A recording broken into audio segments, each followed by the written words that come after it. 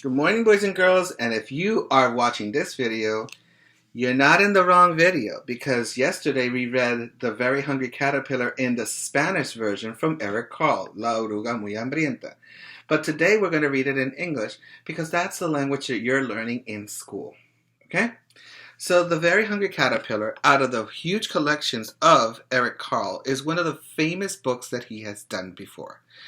And in this time, it is very important to know about food. We are studying about food in the month of February.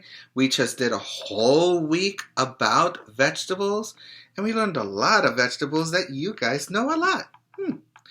But this time around, we're going to talk about grains, and that is a very difficult area of food because you don't know that much, but you do eat it a lot. You do eat a lot of it. So, this story is about a caterpillar who decides to eat not just fruits, but every kind of food. And all of a sudden, gets a tummy ache. And after the story, if we have enough time, we will be doing the retelling of the story with your props. Ready? Let's begin with The Very Hungry Caterpillar by Eric Carle. And as you see, he has a lot of colors in his book. He loves colors, and he is not only the author, he is the illustrator. He means that he drew the pictures and he wrote the words. So let's begin with his story.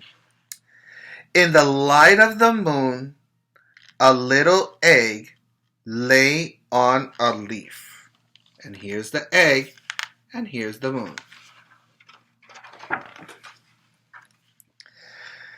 On Sunday morning, the warm sun came up and pop!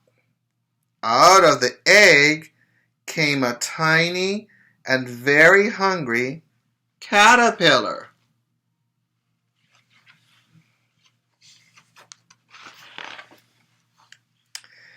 He started to look for some food. On Monday, he ate through one apple, but he was still hungry. On Tuesday, he ate through 2 pears, but he was still hungry. On Wednesday, he ate through 3 plums, but he was still hungry. On Thursday, he ate through four strawberries, but he was still hungry. On Friday, he ate through 5 oranges, but he was still hungry. On Saturday, he ate through a piece of chocolate cake, 1 ice cream cone, 1 pickle, 1 slice of Swiss cheese, 1 slice of salami, 1 lollipop, 1 piece of cherry pie, 1 sausage, 1 cupcake, and a slice of watermelon. That night, he had a stomach ache. My question for you is, have you ever had a stomach ache for eating a lot of food? Have you? What do you do for a stomach ache? Well, the next day was Sunday again, and the caterpillar ate through 1 nice green leaf. And after that, he felt much better.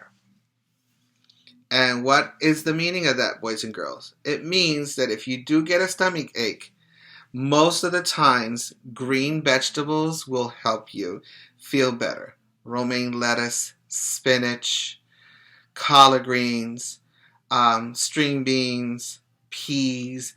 All of these vegetables are green.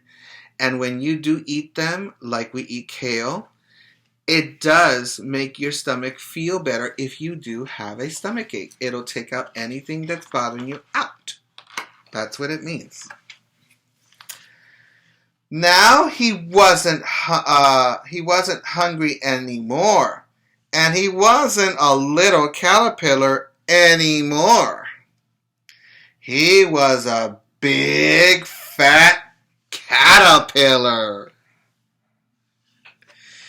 He built a small house called a cocoon around himself.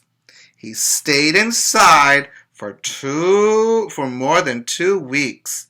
Then he nibbled a hole in the cocoon. He pushed his way out, and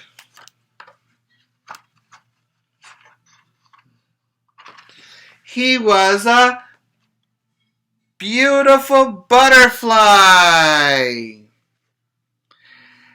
Now you're going to say, what happened to the caterpillar? Well, in the life cycle of the butterfly, or the life cycle of the caterpillar goes into a chrysalis, which is what is in here. And he transforms from this caterpillar to this butterfly. Now, butterflies will continue to live, and they will lay eggs, and of course, they will be looking for some kind of food called nectar. And nectar is a kind of juice that flowers have, and they love that. But if you ever have caterpillars and you're going to have butterflies sometime soon in your real science experiment, always have oranges sliced for them so that they can come and poke on it and drink the nectar. It has to be something juicy, something that when you squeeze, all the juice comes out. So usually they use water and sugar, but I would prefer oranges because it's something natural that they love that is very similar to the nectar of the flowers. Okay? And the end of the story is the end. Now, did you like this story of the very hungry caterpillar in English? This is a famous book out of many books that Eric Carle has, and you might want to consider doing that, is read every single book of his collection. There will be a video sometime soon in Google Classroom where you're going to listen to Eric Carle read his own book, the author of this book. And there's going to be some questions, and you're going to answer those questions. All right? Now let's get to the part that I wanted to get to, which is using your props. We did these props yesterday, right? And now we are going to retell the story of the very hungry caterpillar. Okay? It's very important that we go over all of what is in the story, because that helps you to learn the order of sequence in which the story happened. That is very important in English. That is very important as comprehension, and that is very important in terms of understanding the story. Okay? So the first thing that the caterpillar ate was, on Monday, he ate through 1 apple, but he was still hungry.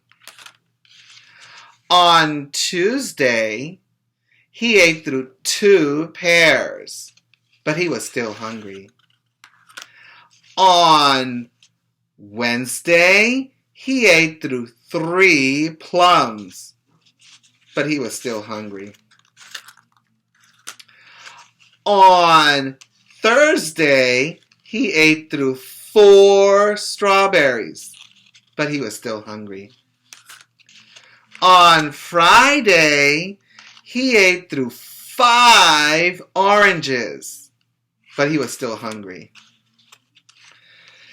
On Saturday, he ate through 1 chocolate cake, 1 ice cream cone, 1 pickle, a slice of Swiss cheese, a slice of salami, a lollipop, a cherry pie, a sausage, a cupcake, and a slice of watermelon. That night, he had a stomach ache. Okay? And you put it down. On Sunday again, he ate through one green leaf, and he felt much better. Then he got fat, he made a cocoon, and he stayed there for more than 2 weeks.